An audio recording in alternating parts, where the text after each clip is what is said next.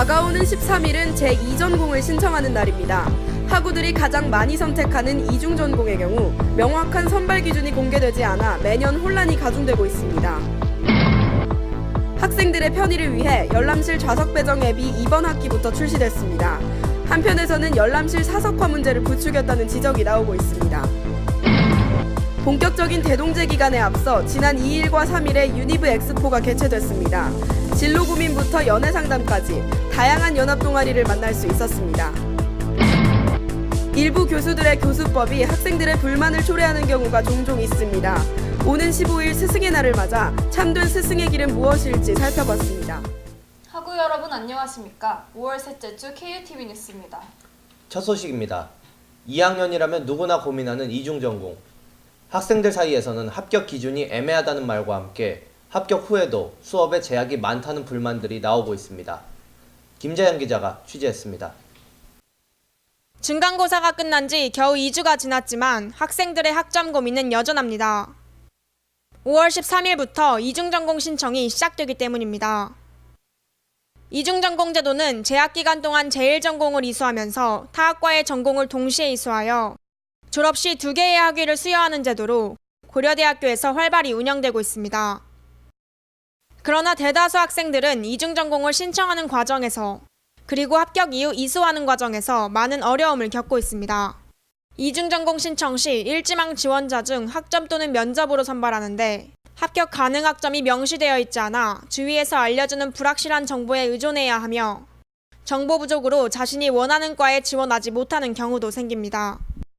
또한 이중전공에 합격했다 하더라도 문제는 남습니다.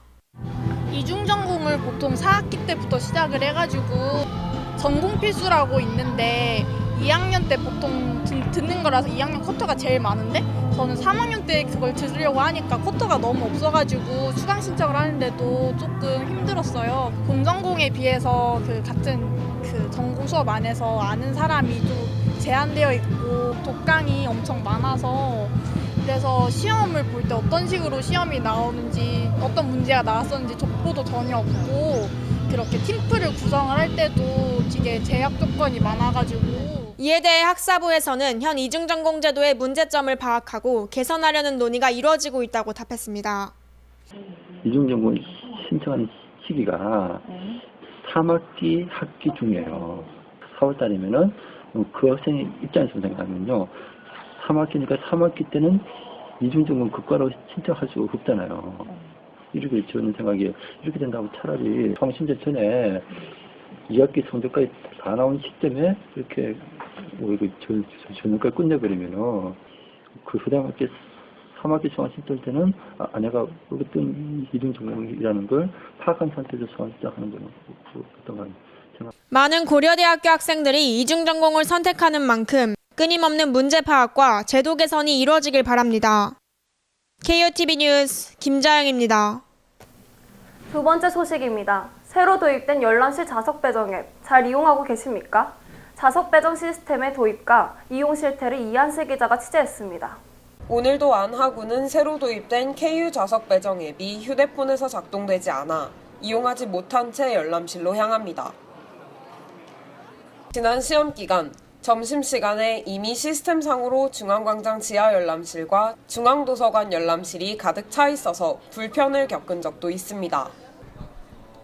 그러나 정작 좌석을 배정받고 들어가 보면 자리에 학생들이 많지 않은 것을 볼 수 있었습니다.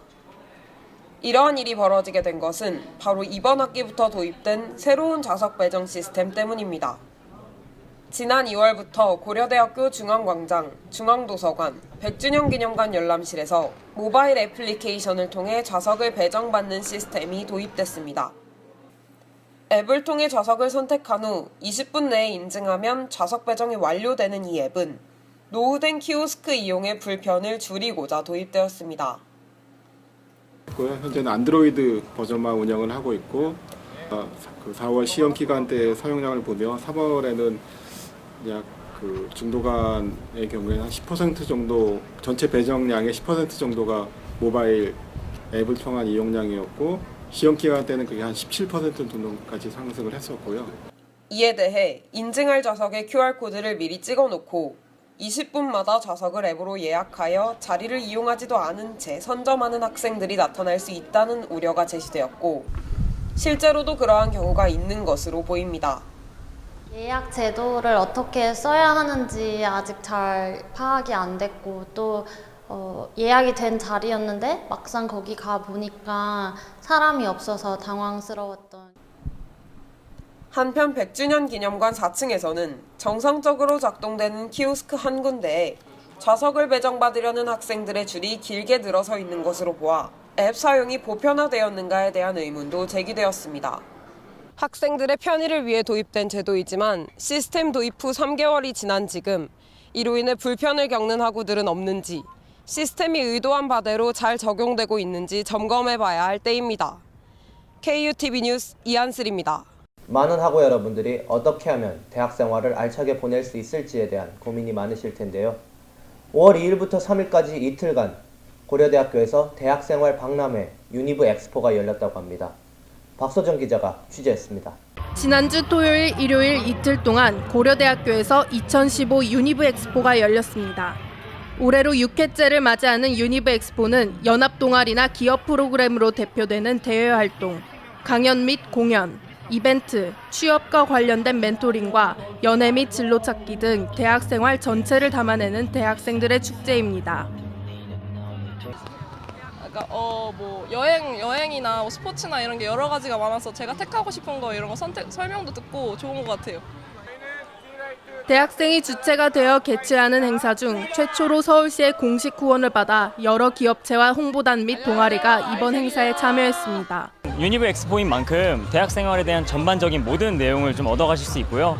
저희 이제 오시면 1, 2학년들 같은 경우에는 다양한 동아리라던가 대외 활동을 경험하실 수 있고 3, 4학년 같은 경우에는 취업에 도움이 되실 본인의 성향이라던가 본인의 진로나 미래를 꿈꿔볼 수 있는 그런 기회가 좀 제공되고 있습니다. 유니브 엑스포라던가 아니면 다양한 좀 문화생활 그리고 이런 대학생들의 즐길 만한 거리를 본인 스스로가 찾으시고 다들 이렇게 즐겨서 행복한 대학생활 하셨으면 좋겠습니다. 대학생 화이팅입니다. 지원서 작성 기간과 모집 인원 등 이번 행사에 참여한 단체에 대한 더욱 자세한 사항은 유니브 엑스포 서울 공식 사이트에서 확인할 수 있습니다. 대학생을 위한 대학생에 의한 유니브 엑스포. 성공적인 대학 생활의 실마리 여러분들은 찾으셨나요? KUTV 뉴스 박소정입니다. 마지막 소식입니다. 5월 15일은 스승의 날입니다. 대학 또한 많은 학문 분야를 연구하는 고등교육기관으로 스승으로서의 교수의 역할이 매우 중요합니다. 하지만 많은 학생들이 종종 교수의 허술한 수업 준비와 소통을 꺼리는 태도에 대해서 불만을 제기하고 있습니다. 보도에 이정현 기자입니다. 곧 다가올 5월 15일은 스승의 날입니다.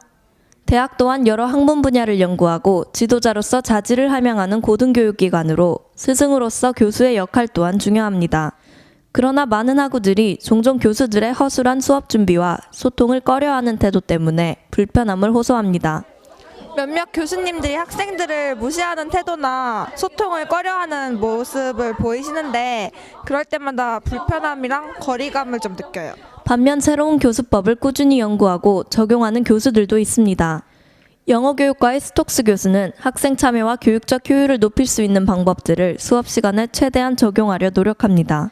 그는 일부 교수의 비효율적 교수법에 대한 원인은 자신의 연구에만 지나치게 몰두해 있는 상황 때문이라고 밝혔습니다. 개인적인 학문 연구에만 중요성을 부여하고 다소 일방적인 지식 전달에 강의 방식을 취해 스승으로서의 역할을 다하지 못한다는 지적입니다. Some people are more focused on their research, and so they don't put the time and effort into their classes. I think some of them view themselves as authority figures more than as instructors, and they see the students as just a means to an end, and a lot of them use their students more as assistants than as to helping the students, I think. 수업의 질과 교수법을 향상시키기 위해 학교는 학생 강의 평가에서 상위 5%의 좋은 점수를 받은 교수들에게는 석탑 강의상을 줍니다. 그러나 더 나아가 교수법 워크숍 주최나 학생들의 활발한 강의 평가 참여 장려, 그리고 교수 자신의 역할에 대한 재고 또한 필요합니다. 더욱 효과적인 교육 활동을 위해 고민하는 모습을 기대해 봅니다. KUTV 뉴스 이정현입니다. 5월은 가정의 달입니다. 바쁜 대학생활 속에서도 가족의 소중함을 잃지 않으시길 바랍니다. 뉴스 마치겠습니다. 감사합니다.